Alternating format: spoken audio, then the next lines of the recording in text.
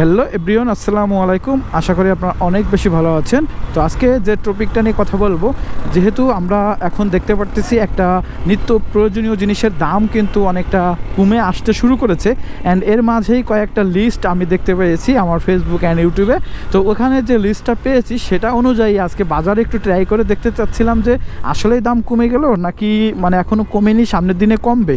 তো এটা আসলে এবং বাস্তবায়ন হয়েছে কিনা সেটাও কিন্তু দেখার আজকে পর্যবেক্ষণ করব। অ্যান্ড একটা কাঁচা বাজারের দোকানে যে জিজ্ঞেস করব যে এটা আসলে এখনও শুরু হয়েছে কিনা, এই রেটে বা এইরকম কম দামে পাওয়া যাচ্ছে কিনা, আর এটা আসলে কতটা সত্য সেটা আসলে জানার এবং বোঝার চেষ্টা করব।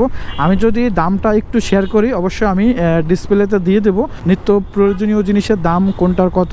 এর ভিতর যদি একদম মানে ফার্স্ট অফ অল বলতে যাই, তেলের দাম সয়াবিন তেল হচ্ছে 140 টাকা, ব্রয়লার মুরগি 140 টাকা, গরুর মাংস 600 টাকা, অ্যান্ড খাসির মাংস হচ্ছে 800 টাকা, লবণের কেজি হচ্ছে 30 টাকা।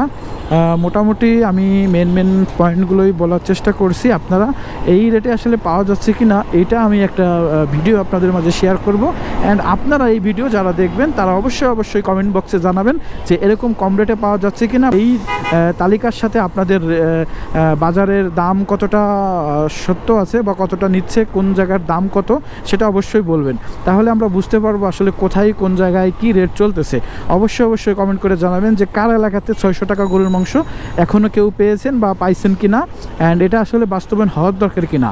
আর এটা হলে জনগণ কতটা খুশি হবে, যে ভিডিওটা দেখবেন তারাও অবশ্যই শেয়ার করবে।